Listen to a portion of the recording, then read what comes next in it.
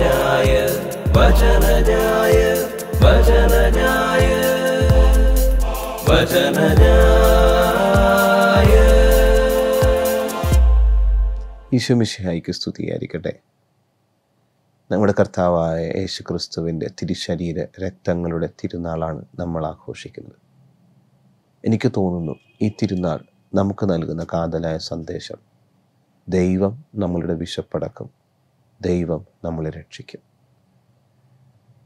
വിശന്ന് വലഞ്ഞ ജനതയ്ക്ക് അവൻ സ്വയം തൻ്റെ ശരീരം പകുത്തു നൽകി അവർക്ക് ജീവനായി, അവർക്ക് രക്ഷയുടെ സ്രോതസ്സായി. ഈജിപ്തിൻ്റെ മരുഭൂമിയിൽ ഇസ്രായേൽ ജനം നടന്നപ്പോൾ ദൈവം അവർക്ക് മന്ന പൊഴിച്ചു, അവരുടെ വിശപ്പടക്കി.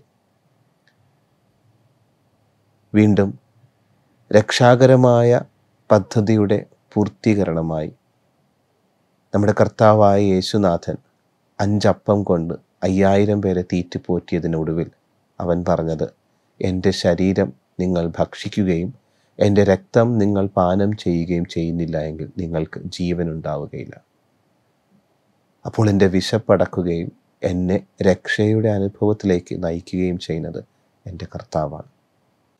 പരിശുദ്ധ കുർബാന ഈശോ സ്ഥാപിച്ചത് ഈജിപ്തിൻ്റെ അടിമത്തത്തിൽ നിന്നും തൻ്റെ ജനതയെ ദൈവം രക്ഷിക്കുന്ന ഓർമ്മയുടെ ആചരണം ഇസ്രായേൽ ജനത ഒരുമിച്ച് ആഘോഷിക്കുന്ന പെസഹ തിരുനാളോട് അനുബന്ധിച്ചാണ്. അടിമത്തത്തിൽ കഴിഞ്ഞ ജനതയെ രക്ഷിക്കുവാനായിട്ട് ദൈവം അവരെ കടന്നു പോകുമ്പോൾ, സംഹാരദൂതൻ അവരെ കടന്നു പോകുമ്പോൾ അവരുടെ കട്ടിളകളിൽ തളിച്ച കുഞ്ഞാടിൻ്റെ തിരുരക്തമായിരുന്നു അവരുടെ രക്ഷയുടെ ഉടമ്പടിയായി മാറിയത്, രക്ഷയുടെ അടയാളമായി മാറിയത്. യേശുനാഥൻ്റെ തിരുശരീരവും തിരുരക്തവും നമുക്ക് നിത്യരക്ഷയുടെ ഉടമ്പടിയായി മാറുകയാണ്. സുവിശേഷത്തിൽ ഈശോ പറയുന്ന വാക്കുകളും ഏറെ ശ്രദ്ധേയമാണ്. അവൻ തൻ്റെ കരങ്ങളിൽ അപ്പം എടുത്ത് വാഴ്ത്തി ശിഷ്യന്മാർക്ക് നൽകിക്കൊണ്ട് പറയുന്നു, ഇതെൻ്റെ ശരീരമാണ്, ഇത് നിങ്ങൾ ഭക്ഷിക്കുവിനെന്ന്. കരങ്ങളിൽ വീണ്ടും വീഞ്ഞ് എടുത്തിട്ട് അത് വാഴ്ത്തി തൻ്റെ ശിഷ്യന്മാർക്ക് പകുത്തു നൽകിക്കൊണ്ട് പറയുന്നു, ഇതെൻ്റെ രക്തമാണ്, ഇത് നിങ്ങൾ പാനം ചെയ്യുവിനെന്ന്. അപ്പോൾ ഈശോ തൻ്റെ ശരീരവും തൻ്റെ രക്തവും നമുക്ക് ഉടമ്പടിയുടെ അടയാളമായി നൽകിക്കൊണ്ട് നമ്മളെ രക്ഷയുടെ അനുഭവത്തിലേക്ക് നയിക്കുകയാണ്, നമ്മളെ സ്വർഗതുല്യരാക്കുകയാണ്. ഒരിക്കൽ കാറ്റഗിസം കുട്ടികൾക്ക് ക്ലാസ് എടുക്കുമ്പോൾ ഒരു കുസൃതിക്കാരൻ എന്നോട് ചോദിക്കുകയാണ്, ഫാദർ, എന്തിനാണ് ദൈവം സ്വർഗവും ഭൂമിയൊക്കെ സൃഷ്ടിച്ചത്? അപ്പം ഞാൻ അതേ ചോദ്യം അവരോട് തന്നെ ചോദിച്ചു, എന്തിനായിരിക്കും ദൈവം സൃഷ്ടിച്ചത്? അപ്പോൾ കുട്ടികളൊക്കെ പറഞ്ഞു, സ്വർഗം ദൈവം സൃഷ്ടിച്ചത് അവന് താമസിക്കുവാനും ഭൂമി ദൈവം സൃഷ്ടിച്ചത് നമുക്ക് താമസിക്കുവാനുമാണ്. അപ്പോൾ ഈ കുസൃതിക്കാരൻ വീണ്ടും എന്നോട് ചോദിച്ചു, എന്നാൽ ഫാദർ, നമ്മൾ മരിച്ചു കഴിയുമ്പോൾ സ്വർഗത്തിലോട്ടല്ലേ പോകുന്നത്? അപ്പോൾ ദൈവം സ്വർഗം സൃഷ്ടിച്ചത് നമുക്ക് വേണ്ടിയല്ലേ? ശരിയാണ്. ഓരോ തവണയും കുർബാന സ്വീകരിക്കുമ്പോൾ സ്വർഗതുല്യമായ അവസ്ഥയിലേക്ക് നമ്മൾ ഉയർത്തപ്പെടുകയാണ്. ഇതാണ് യഥാർത്ഥമായ രക്ഷയുടെ അനുഭവം. അവൻ തൻ്റെ ജീവൻ എനിക്ക് നൽകി അവൻ്റെ ജീവൻ്റെ നിലവാരത്തിലേക്ക് എന്നെ ഉയർത്തുന്ന ഒരു നിമിഷമാണ് പരിശുദ്ധ കുർബാന സ്വീകരണം. അതുകൊണ്ട് തന്നെയാണ് ഈശോ വിശുദ്ധ ഗ്രന്ഥത്തിൽ നമ്മളെ വീണ്ടും വീണ്ടും ഓർമ്മപ്പെടുത്തുന്നത്, സത്യം സത്യമായി ഞാൻ നിങ്ങളോട് പറയുന്നു, നിങ്ങൾ എൻ്റെ ശരീരം ഭക്ഷിക്കുകയും എൻ്റെ രക്തം നിങ്ങൾ പാനം ചെയ്യുകയും ചെയ്യുന്നില്ല എങ്കിൽ നിങ്ങൾക്ക് ജീവൻ ഉണ്ടാവുകയില്ല. കാരണം നിത്യജീവൻ്റെ അനുഭവം എന്ന് പറയുന്നത് ക്രിസ്തുവിനെ പോലെ ആയിത്തീരുക, അവനിലൂടെ മാത്രമേ നമുക്ക് രക്ഷയുള്ളൂ എന്ന് വിശുദ്ധ ഗ്രന്ഥം ഊന്നിപ്പറയുന്ന കാര്യങ്ങൾ നമ്മൾ ഒരിക്കലും മറക്കാൻ പാടില്ല.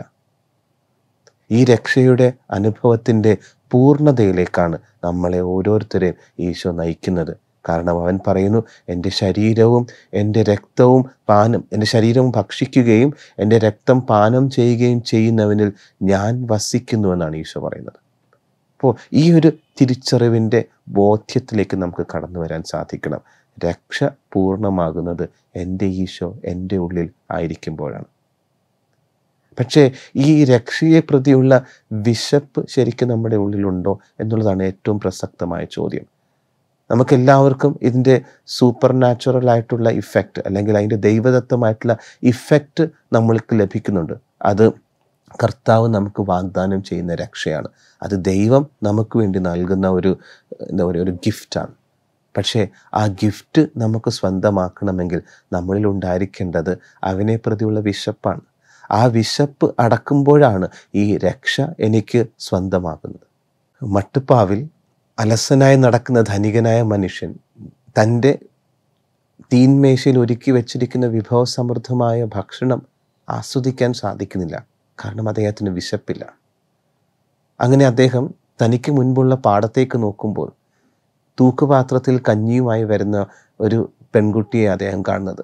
അവൾ ഓടി അവളുടെ അപ്പൻ്റെ അടുത്ത് ചെന്ന് ഈ തൂക്കുപാത്രം കൈമാറുമ്പോൾ ആ അപ്പൻ ആ തൂക്കുപാത്രത്തിൽ നിന്ന് ആർത്തിയോടെ കഞ്ഞി കുടിക്കുന്ന രംഗം ഈ മനുഷ്യൻ കണ്ടിട്ട് സ്വർഗത്തിലേക്ക് കരങ്ങളുയർത്തി പ്രാർത്ഥിക്കുന്നു, എൻ്റെ ദൈവമേ, എനിക്കെൻ്റെ വിശപ്പ് തിരികെ തരണമെന്ന്. പലപ്പോഴും ദിവ്യകാരുണ്യത്തിൽ അല്ലെങ്കിൽ പരിശുദ്ധ കുർബാനയിൽ പങ്കെടുക്കുന്ന നമുക്ക് ഓരോരുത്തർക്കും ഈ വിശപ്പില്ലാത്ത അവസ്ഥയാണ്. ശരിക്കും നമ്മളൊന്ന് ചിന്തിക്കേണ്ടതാണ് പ്രിയ സഹോദരരെ. ബലിയർപ്പണത്തിൽ പങ്കെടുക്കുമ്പോൾ യഥാർത്ഥമായും നമ്മുടെ ഉള്ളിൽ ഈശോയെ പ്രതിയുള്ള ഈ ഒരു വിശപ്പുണ്ടോ? പലപ്പോഴും ആദ്യ വെള്ളിയാഴ്ചകളിൽ പരിശുദ്ധ കുർബാന കൊടുക്കാൻ പോകുമ്പോൾ ഈശോയെ കൊതിയോടെ കാത്തിരിക്കുന്ന ചില പ്രായമായ അപ്പച്ചന്മാരെയും അമ്മച്ചിമാരെയും കാണാനുള്ള സൗഭാഗ്യം കിട്ടിയിട്ടുണ്ട്. അതിലൊരു സംഭവം, 2 മാസത്തോളമായി രോഗാവസ്ഥയിലായിരുന്ന ഈ അമ്മച്ചിക്ക് കുർബാനയൊന്നും സ്വീകരിക്കാൻ സാധിച്ചില്ല.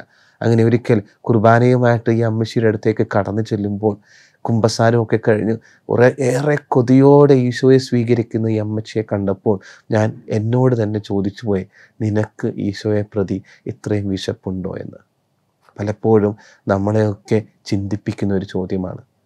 പരിശുദ്ധ പിതാവ് ജോൺ പോൾ II മാർപ്പാപ്പ പെറുവിലെ ലിമ നഗരം സന്ദർശിച്ചപ്പോൾ ജോൺ പോൾ II മാർപ്പാപ്പയ്ക്ക് സ്വാഗത പ്രസംഗം പറഞ്ഞത് ഐറീൻ വിക്ടർ ദമ്പതികളാണ്. അപ്പോൾ അവർ ഈ സ്വാഗത പ്രസംഗത്തിൽ അവരുടെ വിഷമങ്ങളെയും സങ്കടങ്ങളെയും പട്ടിണിയുടെയും അവസ്ഥകളൊക്കെ ഓരോന്നോരോന്നായി എണ്ണിപ്പെറുക്കി പറയുവാനായിട്ട് മറന്നില്ല. അവർ ഇതൊക്കെ പറഞ്ഞതിന് ശേഷം ഒടുവിൽ പരിശുദ്ധ പിതാവിനോടായി പറഞ്ഞ വാക്കുകൾ ഇതാണ്: holy father, we are hungry. ഞങ്ങൾക്ക് വിശക്കുന്നുണ്ട് പരിശുദ്ധ പിതാവേന്ന്. ഇതെല്ലാം കേട്ട് ഒടുവിൽ മറുപടി പ്രസംഗത്തിൽ ജോൺ പോൾ II മാർപ്പാപ്പ പറഞ്ഞതാണ്: നിങ്ങളുടെ ഭൗതികമായ വിശപ്പ് ശമിപ്പിക്കപ്പെടുവാനായിട്ട് ഞാൻ നിങ്ങൾക്ക് വേണ്ടി പ്രാർത്ഥിക്കുകയും അങ്ങനെ ആഗ്രഹിക്കുകയും ചെയ്യുന്നു. എന്നാൽ ഞാൻ ആഗ്രഹിക്കുന്ന മറ്റൊരു കാര്യം കൂടിയുണ്ട്. ക്രിസ്തുവിനെ പ്രതിയുള്ള, ഈശോയെ പ്രതിയുള്ള നിങ്ങളുടെ വിശപ്പ് ഒരിക്കലും കെട്ടുപോകാതിരിക്കട്ടെ എന്ന്. അതേ പ്രിയ സഹോദരരെ, ഈശോയെ പ്രതിയുള്ള വിശപ്പ് ഒരിക്കലും കെട്ടുപോകാതെ അത് ദിനം പ്രതി വർദ്ധിച്ചു കൊണ്ടിരിക്കണം. ഞാൻ എത്രയൊക്കെ ഈശോയെ സ്വീകരിച്ചാലും ഒരിക്കലും കെട്ടുപോകാത്ത വിശപ്പായിട്ട് അത് എൻ്റെ ഉള്ളിൽ ആളിക്കത്തിക്കൊണ്ടിരിക്കണം. അപ്പോൾ മാത്രമേ നിത്യരക്ഷയുടെ, ഈശോ വാഗ്ദാനം ചെയ്യുന്ന രക്ഷയുടെ പൂർണ്ണതയിലേക്ക് നമുക്കൊക്കെ എത്തിച്ചേരാൻ സാധിക്കുകയുള്ളൂ. എൽ സാൽവദോറിലെ അൾത്താരയിൽ ബലിയർപ്പിച്ചു കൊണ്ടിരുന്ന ആർച്ച് ബിഷപ്പ് ശത്രുക്കളുടെ വെടിയേറ്റ് അൾത്താരയിൽ വീഴുമ്പോഴേക്കും ഈശോയുടെ തിരുരക്തവും അദ്ദേഹത്തിൻ്റെ രക്തവും ഒന്നുപോലെയായി തീരുകയാണ്. ബലിയർപ്പിച്ചവൻ തന്നെ ബലിവസ്തുവായി തീരുന്നു. അവൻ്റെ രക്ഷാകരമായ പദ്ധതിയിൽ ആ ആർച്ച് ബിഷപ്പും പങ്കുചേരുകയാണ്. അദ്ദേഹത്തിൻ്റെ അവസാനത്തെ വാക്കുകൾ ഇതായിരുന്നു: എൻ്റെ കർത്താവേ, ഇത് നിനക്ക് വേണ്ടി, ഇനിയുള്ളതെല്ലാം നിനക്ക് വേണ്ടി. നമ്മുടെയൊക്കെ അനുദിന ജീവിതത്തിൽ നമ്മളൊക്കെ ബലികളായി തീരേണ്ടതും രക്ഷ ജീവിക്കേണ്ടതും ഇങ്ങനെയാണ്. നമ്മുടെ ദിനം പ്രതിയുള്ള കുരിശുകളെ, ദിനം പ്രതിയുള്ള സങ്കടങ്ങളെ എല്ലാം ഈശോയ്ക്ക് സമർപ്പിച്ചുകൊണ്ട് പറയാൻ സാധിക്കണം: എൻ്റെ ഈശോയെ, ഇത് നിനക്ക്, ഇനിയുള്ളതും നിനക്ക് വേണ്ടിയെന്ന്. അപ്പോഴാണ് ഞാനും ഈ രക്ഷയുടെ നിറവിലേക്ക് എത്തിച്ചേരുന്നത്, പൂർണ്ണതയിലേക്ക് എത്തിച്ചേരുന്നത്. ആ വിശപ്പ്, ഈശോയെ പ്രതിയുള്ള വിശപ്പ് കെട്ടടങ്ങാതെ എന്നിൽ കത്തിജ്വലിച്ച് നിൽക്കുന്നത്. പ്രിയ സഹോദരരെ, ഈശോയുടെ തിരുശരീര രക്തങ്ങളുടെ തിരുനാൾ നമ്മൾ ആഘോഷിക്കുമ്പോൾ അവനെ പോലെ ആയിത്തീരുവാനായിട്ട്, സ്വർഗതുല്യമായ ജീവിതം നയിക്കുവാനായിട്ടും നമുക്ക് ഓരോരുത്തർക്കും സാധിക്കട്ടെ എന്ന പ്രാർത്ഥനയോടെ നിങ്ങൾക്കെല്ലാവർക്കും ഞാൻ എൻ്റെ സ്നേഹം നിറഞ്ഞ തിരുനാൾ ആശംസകൾ നേർന്നുകൊള്ളുന്നു. ഈശോ മിശിഹായ്ക്ക് സ്തുതിയായിരിക്കട്ടെ. വചനജായ വചനജായ വചനജായ വചനജായ